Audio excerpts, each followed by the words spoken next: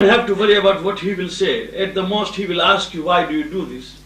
And you will tell him that you do this because there are morsels of food left and you would like to eat. But do it sensibly. If you start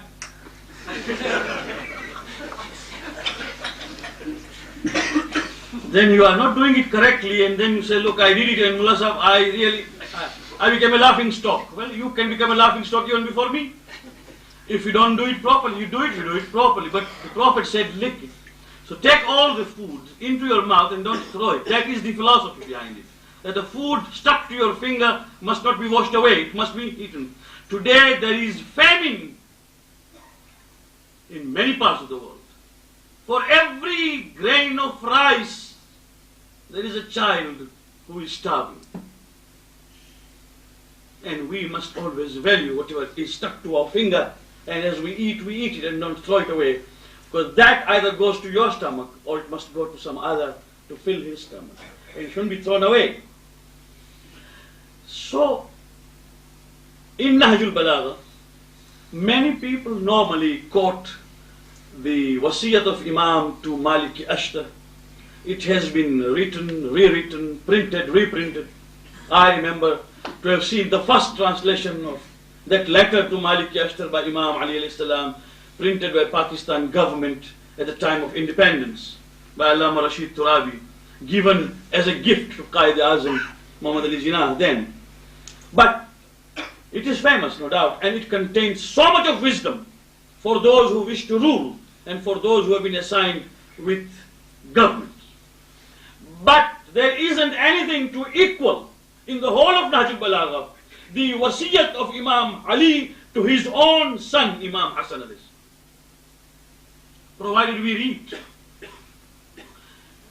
As a father to his son, a will is being drawn in which he is teaching his son Akhlaq, the manners. Although both of them are Imam, father is Imam, and it is being bequeathed to a son who is an Imam.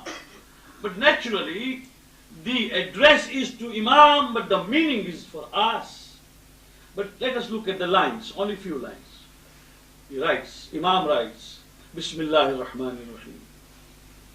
Min al-walid al-fan, al-muqirr lil-zaman, al-mudbir al-umur, al-mustaslim lil-dahr. From father, letter to his own son, from the father who is nearing his end, nearing his death. Al-muqirr lil-zaman, who admits that the time is now telling upon him. That means aged. Al-mudbir al-umur, his age has passed, little is left.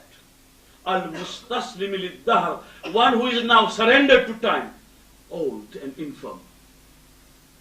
Imam writes, Ilal Mawludi, to the son, newly born, that is Imam Hassan, young, Al-Mu'ammil lima la yudrak, one who has got ambition and hopes for things which he will never attain. This happens everywhere. You ask any young man, what do you want to become? He will tell you, I want to become a lawyer and a judge and a civil engineer and if possible, doctor. How can you become all those things? He wants to. He wants to hitch and hike his wagon to the star. Ask him anything. He wants it. You see, al-mu'ammili ma la yudrak was-saliki sabila ma qad halak, and going on the same path of the people who have died before him. Life is the same. Whether you are young or old, you will cross the same thing. As I said earlier, the elderly people used to tell us when we were young, Amviti tamvit se dhira paro bapalya. Whatever has passed upon us will pass upon you. We used to be. As a young man today comes to us, is bubbling with enthusiasm and excitement, and we, and the decline of life, we just watch with amusement. The same way as we used to do, bubble with enthusiasm, and the elders used to watch us with amusement. And sometimes if we went beyond our limit, They would call us and say, Bapa, Dhira paro Bapa liya, means be calm and patient.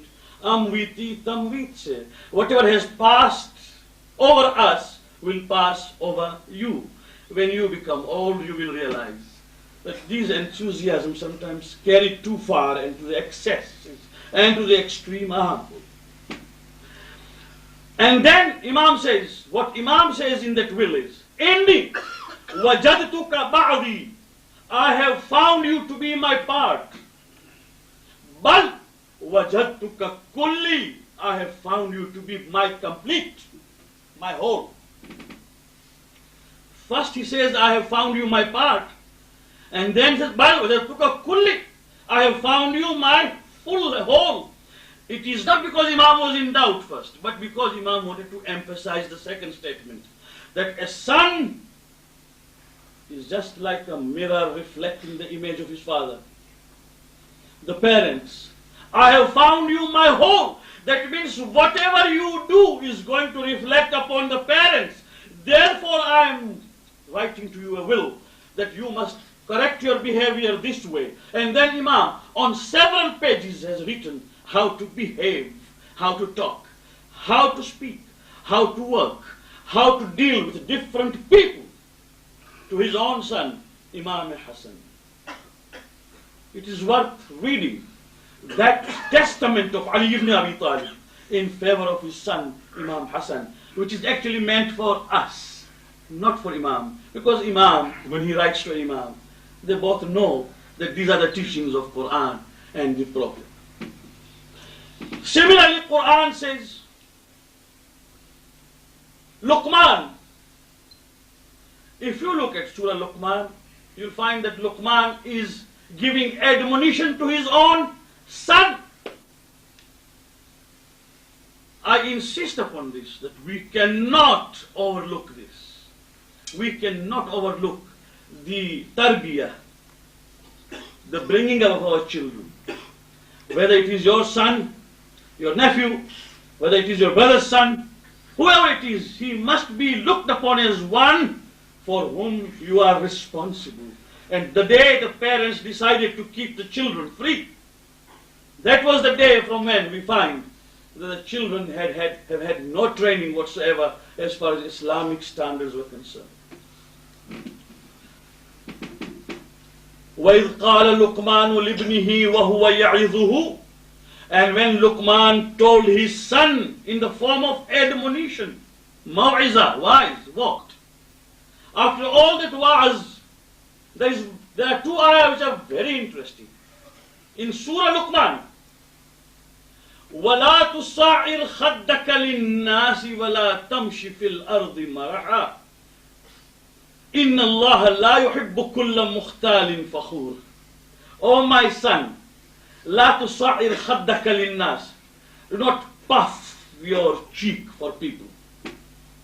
That means don't become very arrogant. Do not become very insolent.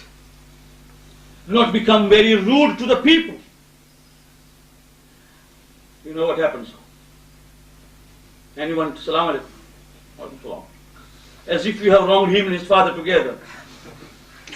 A man who is arrogant and insolent, لا تصاعر خدك للناس ولا تمشي في الأرض مرحا, and do not walk on earth with pride and arrogance. إن الله لا يحب كل مختال فخور. Allah does not like one who is self-conceited and proud. And then وَقْصِدْ فِي مَشِيكَ. When you walk, do not run fast or do not walk very slowly like one who is suffering from lethargy. Waqsid, be a medium walker. You walk at a pace which is a medium pace. وَغْضُضْ مِنْ صَوْتِكَ. And when you talk, see that you have soft voice and don't shout. Lower your voice. Why? إِنَّ أَنْكَرَ الْأَصْوَاتِ لَصَوْتُ الْحَمِيرِ. Quran says, Luqman tells his son, the most hateful sound and noise is the braying noise of a donkey. I don't know whether we have seen donkey, but if you came with me to Lamu, I would have shown you how many donkeys there are. In London, we are lucky we don't hear donkeys bray. I haven't heard at least. But there in East Africa, especially when I went to Lamu, the whole night I could not sleep because of braying of the donkeys. The donkeys, when they bray, in Gujarati, there is a rumor, there is a humor. Because the donkey, when it starts braying, then the donkey itself thinks that it is singing. It's for this reason that there is an anecdote in Gujarati that somebody told the donkey not to bray, and the answer he gave is, "Na, hu to gais."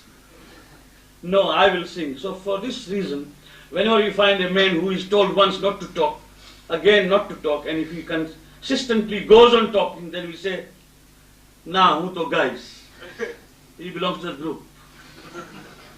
Inna ankal aswati la sawtul hamir. The most hateful voice is that of a donkey. That means if you talk among yourselves, see that your voice is reasonably low. I mean, you don't shout. So the very fact that Quran wants us to have our conduct regulated this way, that our voice is not high when we talk to each other, that when we walk, we don't walk very fast nor very slow to be lethargic, that we do not show arrogance when we walk, and things like that, it proves that Quran has vision and sight over our behavior, apart from many other things. So, the question of what you talk comes next. The question of how you talk comes first. The question of what you eat comes next, equally important.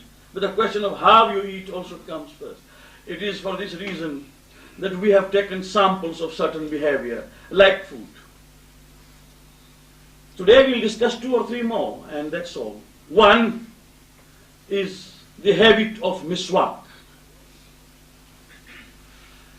The habit of brushing one's teeth. Imam Ali alayhi salam has said that there are 2 things of our Prophet sallallahu alayhi wa sallam, that if he had not clarified in time himself, the Prophet, we would have considered these 2 acts as compulsory, as wajib, as obligatory. One, care and concern for the neighborhood.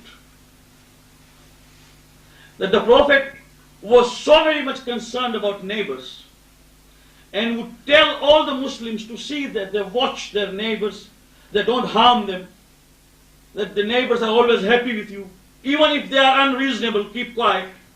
He emphasized so much upon the rights of neighborhood that we thought, Imam Ali says, we thought that one day the neighbors will be included among the heirs of the property, along with the children and the wife. We were just waiting for an ayah to come whereby Islam would say that when you die, your neighbors also will inherit you. Because he was so much insistent upon the rights of neighbors. Second thing about miswak, Imam says that he did it so frequently that we thought that an ayah would come any day that miswak is wajib. Although miswak is not wajib, miswak is sunnah. The Prophet did miswak before every wudu. Before every wudu. That means if he did wudu thrice at least, or 5 times a day, before every wudu there was a miswak which he did. Of course there were no toothbrushes then, but the system is same of cleaning one's teeth. And he would clean his teeth even for a minute or so, and then do wudu. And Imam alayhi salam therefore says that it is sunnah for every Muslim to do miswak before every wudu. And then the Prophet showed how to do it. He said that when you brush your teeth, or rather when you clean with miswak, do not forget to clean your tongue, so that whatever is under your gullet here, actually many people do the brushing, but if you sit next to him, the moment he opens his mouth, it's like cesspit. If you ask him whether you had been brushing your teeth, he will say, yes, I do it. But why is it smelling so bad? The foul odor comes from within, because one does not does not clean the tongue. And the Prophet showed how to clean the tongue also, so that whatever is is also out. And then he had a habit. Now I don't say we follow it. I don't say that. But all the mu'arrikheen have written that the Prophet never ate onions and garlics. Now, don't try to shout that now is it haram. I don't say it is haram. It is not haram. It is not haram. But the Prophet himself in his lifetime never took onions or garlics. Never. Now, our ulama have written that it is makruh to eat onions and garlic on Shab-e-Jummah. That means the night which has passed. Last. Because it is the night of ibadah. And in that, of course, one must not take onions or garlic. And if he has taken, then he must clean his mouth. But you know what garlic is. It bears witness after days also. So, the Prophet is reported never to have partaken of onions and garlic. And he was asked. He said, the answer is important. He said, I am sent by Allah to sit with the people, to talk to the people. And people come to me day and night. I have to sit with them. And I have to be clean in every respect.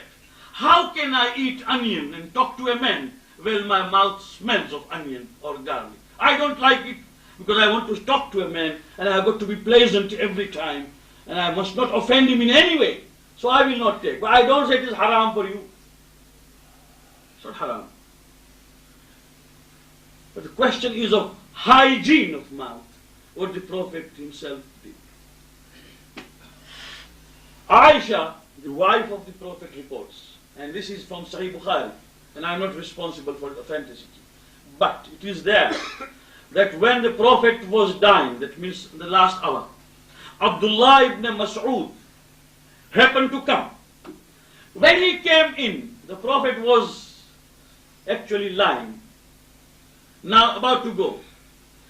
The eyes are open, and Aisha says, we, the wives, were waiting, because the Prophet had given us news that he was about to expire, to go. Ila Rafiq al-A'la, Ila Rafiq al-A'la, going to my heavenly friend, to my heavenly friend. And suddenly Abdullah ibn Mas'ud came, and he came with a miswak in his hand. Now that was not to give the Prophet miswak, he just brought a miswak. The moment Prophet saw the miswak, Aisha says, the moment Prophet saw miswak, he smiled. He smiled. And when he smiled, I asked the Prophet, Ya Rasulullah, you are happy to have seen miswak. Would you like to use miswak? And he nodded. And we gave him miswak on his deathbed. And he did miswak before he passed away. Now, according to this hadith, it shows that the Prophet emphasized upon miswak so much that while he was parting from the world, he did his miswak according to ahadith of Ahlul Sunnah wal Jama'ah.